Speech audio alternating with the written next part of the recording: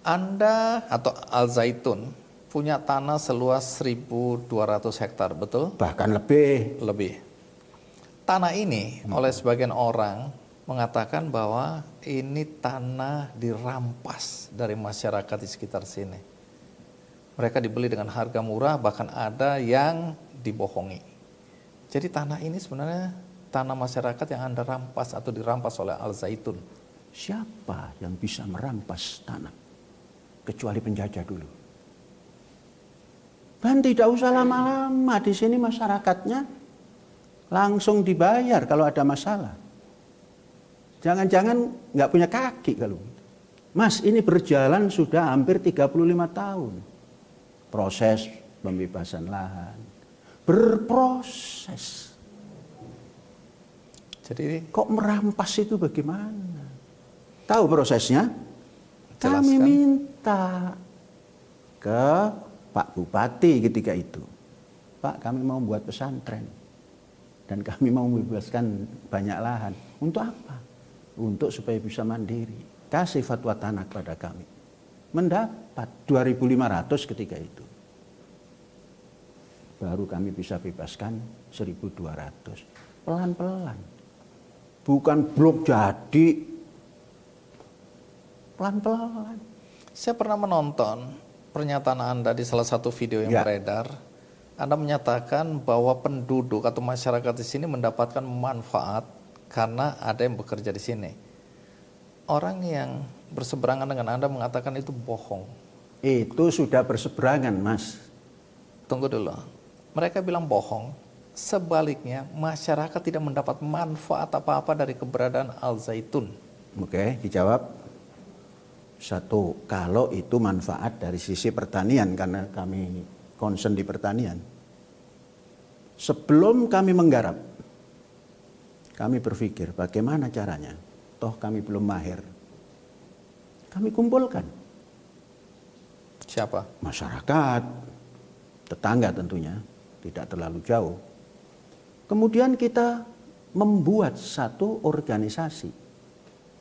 Namanya Paguyuban Petani Penyangga Ketahanan Pangan Indonesia. Jumlahnya sekarang mungkin sampai 120 orang. Untuk apa? Untuk mempersiapkan pangan. Dari mana modal mereka? Kami beri modal. Modal dari Saprodila, sarana produksi padi. Semua kami kasih. Karena pengalaman di sini, modal kerja pertanian itu rentenir yang bawa. Ini tidak. Setelah selesai, itu kita ambil modal. Tanpa bunga.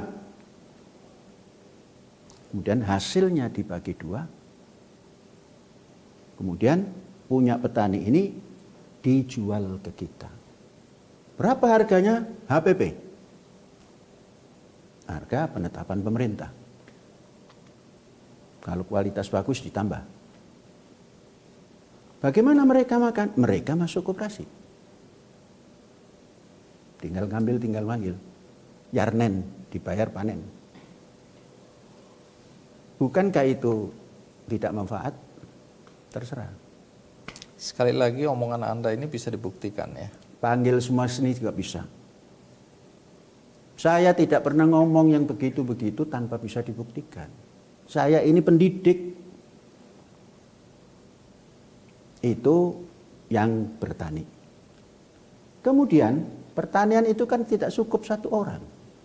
Satu orang yang pertanggungjawaban. Nanam padi kalau pakai tangan, satu bahu itu 20 orang. Siapa itu yang disuruh? Kan tentunya masyarakat. Mencabut rumput juga begitu. Mengambil air juga begitu. Siapa yang kerja? Masyarakat.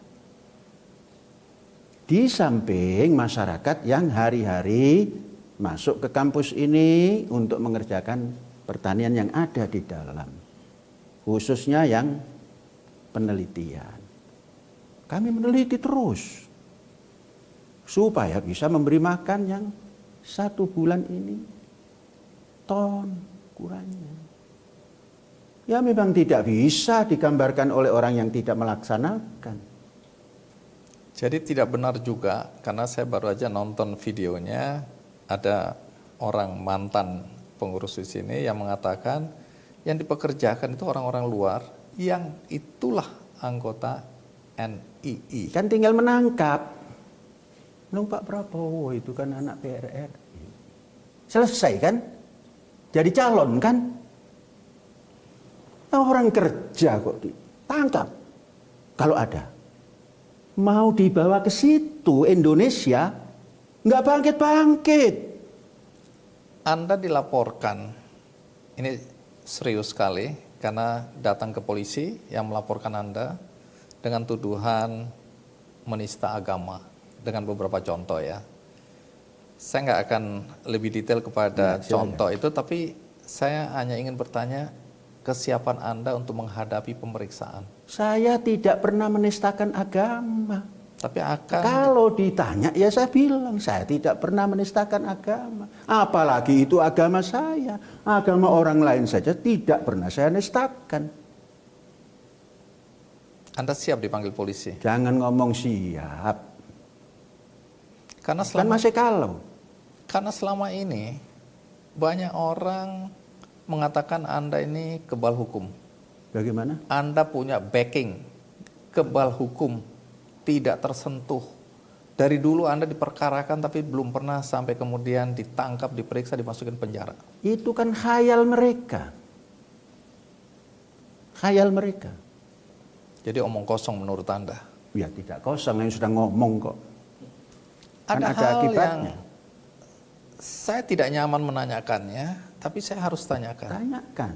Anda dituduh melakukan pelecehan seksual. Bagaimana kalau dituduh, terus polisi memanggil, terus selesai, kan nggak ada namanya. Pelapornya yakin bahwa Anda melakukannya. Kalau itu yang namanya pelecehan itu kan harus ada bukti. Kemudian dipanggil bukti-bukti sampai segitu banyaknya, kosong. Dihentikan.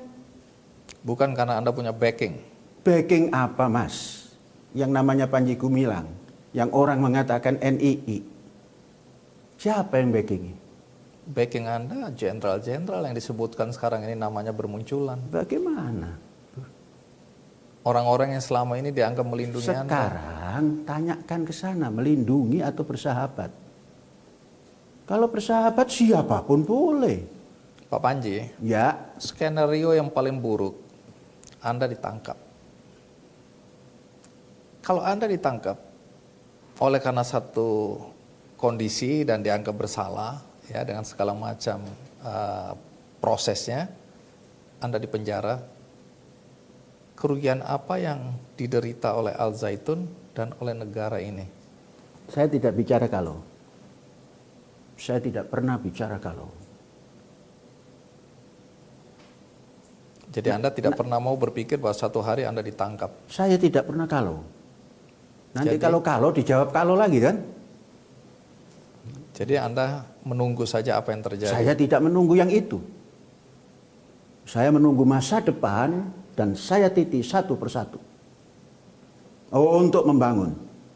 Pak Panji, Ya, saya selalu memberi kesempatan kepada tamu saya di acara Kikendi ini untuk menyampaikan sesuatu yang mungkin tidak saya tanyakan, tapi dianggap penting untuk diketahui siapapun yang menonton acara ini.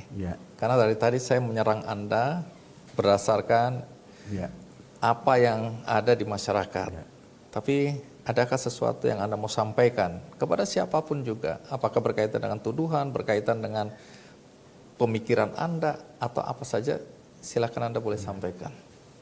Kita sebagai warga negara Indonesia, mari kita pegang teguh dasar negara, undang-undang dasar negara,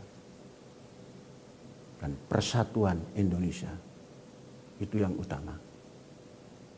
Hal-hal yang bisa merusak persatuan dan melanggar undang-undang dan menyalahi dasar negara, sudahlah, hentikan.